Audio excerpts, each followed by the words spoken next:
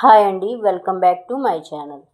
ఇవాళ అయితే మనకి చికెన్లోకి అంటే నాన్ వెజ్ మటన్స్ కానీ చికెన్స్ కానీ ఇంకా వెజ్ కర్రీస్ ఉంటాయి కదా, మసాలా కర్రీస్.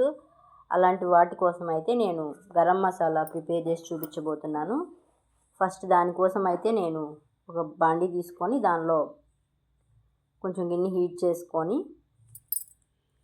నేను 1/2 kg ప్యాకెట్ తీసుకున్నాను. సుమారు అవి 400 grams ఉంటాయి అన్నమాట. అవి చక్కగా వేయించుకోవాలి. వేయించుకోవటం అంటే బాగా కలర్ చేంజ్ అవ్వకూడదు, కొంచెం లైట్గా స్మెల్ వస్తుంది. అట్లా వచ్చినప్పుడు దాన్ని తీసి పక్కన పెట్టేసుకోండి. ధనియాలు అనేవి అస్సలు మాడకూడదు, మాడితే మాత్రం టేస్ట్ మారిపోతుంది. సో అందుకని అస్సలు ధనియాలు మాడకూడదు, సిమ్లోనే పెట్టాలి. హై ఫ్లేమ్లో మాత్రం అస్సలు ఉంచకూడదు, సిమ్లోనే పెట్టి చక్కగా వేయించుకోవాలి. బాగా మంచి స్మెల్ వచ్చే వరకు వేయించుకోండి. వేయించుకొని ఇవి పక్కన పెట్టేసేసుకొని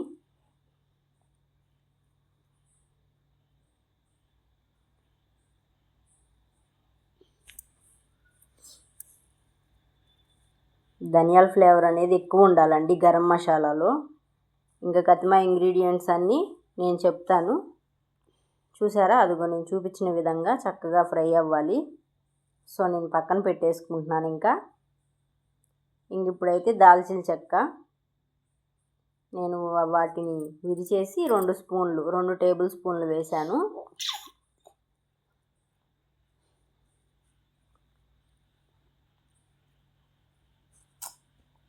రెండు టేబుల్ స్పూన్స్ వేసి చక్కగా అవి కూడా ఫ్రై చేసుకోవాలి. ఇవి కూడా ఫ్రై అంటే బాగా మాడిపోకూడదు, కొంచెం సిమ్లో పెట్టి అవి కూడా స్మెల్ వస్తాయి అన్నమాట మంచిగా. అవి కూడా చక్కగా ఫ్రై చేసేసుకొని జీలకర్ర అండి 1 టేబుల్ స్పూన్, అలానే షాజీరా కూడా వాడచ్చు. నా దగ్గర అవైలబుల్ లేదు షాజీరా, సో నేను స్కిప్ చేసేసాను, ఓన్లీ జీలకర్ర వరకే వేసాను అనమాట. అలాగే నల్ల యాలకులు కూడా వేసుకోవచ్చు. ఇప్పుడు వచ్చి లవంగాలు 1 టేబుల్ స్పూన్ మాత్రమే వేసానండి, ఎందుకంటే 2 వేస్తే మళ్ళీ ఘాటు ఎక్కువైపోతుంది. సో అందుకని చెప్పి 1 టేబుల్ స్పూన్ వేసాను.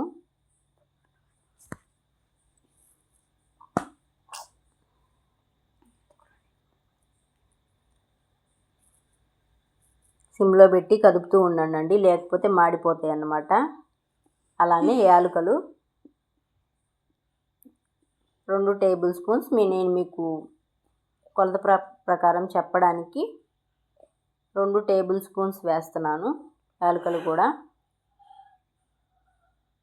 యాలకులు వేస్తే మంచి ఫ్లేవర్ వస్తుందండి కర్రీస్కి, చాలా మంచి ఫ్లేవర్ వస్తుంది. మనం బయట తెచ్చుకునే వాటికన్నా ఇలా ఇంట్లో చేసుకుంటే గరం మసాలా చాలా బాగుంటుందండి. సో యాలకులు అయితే నేను 2 టేబుల్ స్పూన్స్ వేసాను కదా, ఘాటు కోసం కొంచెం మిరియాలు 1 టేబుల్ స్పూన్ మాత్రమే వేసాను, ఎక్కువ వేసుకోవద్దు, ఎందుకంటే లాస్ట్లో మిర్చి కూడా వేస్తాను. సో అందుకని చెప్పి నేను జాజికాయలు పెద్దది ఉంటే 1 వేసుకోండి, చిన్నవైతే 3, మరాఠీ మొగ్గ 1, అలాగే స్టార్ పూల్ 2 వేసాను. ఇవన్నీ వేసి చక్కగా ఫ్రై చేసుకోండి. బిర్యానీ ఆకులు 4 వేసాను, ఎక్కువ వేసుకోవద్దు, చక్కగా తుంచేసేసి వేసుకోండి, చక్కగా ఫ్రై అవుతుంది అనమాట. ఇది వేయటం వల్ల ఏంటంటే సేమ్ మన రెస్టారెంట్ స్టైల్ వస్తుంది అనమాట, చాలా బాగుంటుంది. చక్కగా ఫ్రై చేసుకోండి, ఇవన్నీ మాడనివ్వద్దు, అంతా సిమ్లోనే జరగాలి ఈ ప్రాసెస్ అంతా. చెప్పాను కదా నేను మీకు ఎండుమిర్చి వేస్తానని, 4 వేసాను. మీకు కాశ్మీరీ మిర్చి ఉన్నా వేసుకోండి, అది చాలా ఘాటు ఉంటుంది. నేనైతే గుంటూరు మిర్చి వేసాను, ఓన్లీ 5 వేసాను. చాలండి, ఎక్కువ వేస్తే ఘాటు ఇంకా పెరిగిపోతుంది కాబట్టి మనం ఆల్రెడీ కర్రీస్లో కారం వాడతాం కాబట్టి నేను కొంచెమే వేసుకున్నాను. ఇవన్నీ వేసి చక్కగా ఫ్రై చేసేసుకోండి. అస్సలు అడుగంటనివ్వద్దు, తిప్పుతూనే ఉండాలి నేను చూపించిన విధంగా.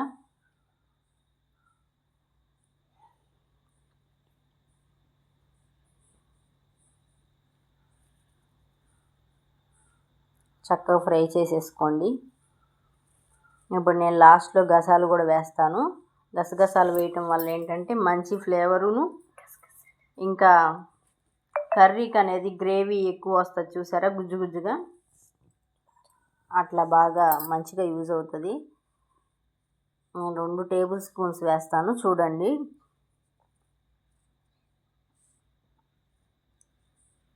అదిగోండి గసాలు వేసాను. గసాలు ఎందుకంటే లాస్ట్ వేస్తున్నాను, అవి చిన్నగా ఉంటాయి కదా, మాడిపోతాయి కాబట్టి, ఊరినే ఫ్రై అయిపోతాయి కాబట్టి లాస్ట్లో వేసానండి.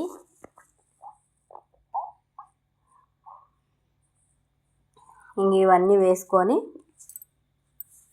చక్కగా ఫ్రై చేసుకోండి. గసాలు వేసిన తర్వాత ఎక్కువసేపు ఫ్రై చేయొద్దు, ఒక 5 మినిట్స్ వేయించుకోండి. ఒక్క 5 మినిట్స్ మాత్రమే వేయించుకొని ఇవన్నీ వేరే గిన్నెలోకి తీసేసుకోండి. ఎందుకంటే కొంచెం మళ్ళీ ఆ గిన్నెలో ఉంచినా కూడా ఆ వేడికి అనేది మళ్ళీ కలర్ చేంజ్ అవుతుంది, ఫ్లేవర్ మారిపోతుంది, టేస్ట్ కూడా మారిపోతుంది, అంత బాగోదు మాడటం వల్ల. సో అందుకని ఇవన్నీ తీసేసి పక్కన పెట్టేసేసుకోండి. వేయించడం అయిపోయిన తర్వాత ఇవన్నీ వేయించేశారు కదా,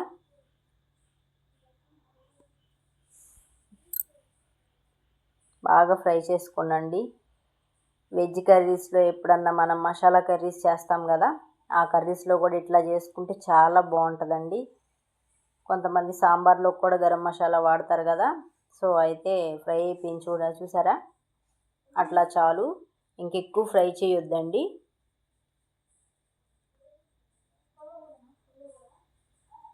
ఇవన్నీ పక్కన పెట్టేసుకొని ఓన్లీ చల్లారిన తర్వాతే మిక్సీ పట్టుకోండి. చల్లారకుండా వేసేస్తే ముద్దగా అయిపోతుంది. సో అందుకని చల్లారిన తర్వాత మాత్రమే వేయాలి మిక్సీకి. పూర్తిగా చల్లారిపోయిన తర్వాత మిక్సీ పట్టేసేసుకోండి.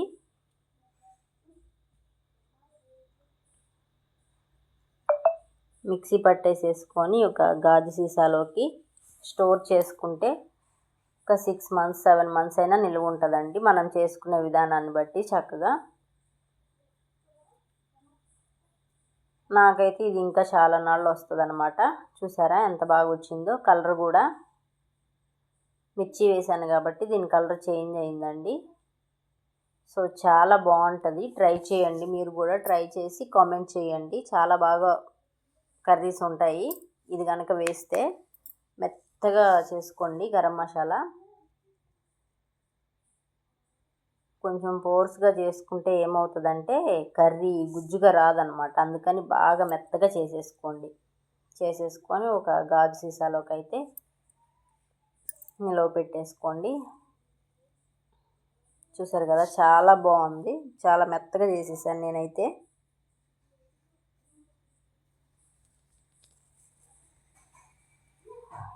ఇదైతే నేను ఒక గాజు సీసాలోకి స్టోర్ చేస్తున్నాను. ఇట్లా అయితేనే నిల్వ ఉంటుందండి, లేకపోతే నిల్వ ఉండదు. ఓన్లీ చల్లారిన తర్వాత మాత్రమే వేయండి, ఇంకొకసారి కూడా చెప్తున్నాను మీకు, లేదంటే మెత్తగా అయిపోతుంది. సో ఇంకా గాజు సీసాలో అయితే స్టోర్ చేసేసుకుందాము. చూసారా నాకైతే ఇంత అయ్యింది స్టోర్ చేసుకున్న తర్వాత. అదండి, సబ్స్క్రైబ్ చేసుకోండి, ఫాలో చేయండి, అలాగే నాది నోటిఫికేషన్స్ ఆన్ చేసుకొని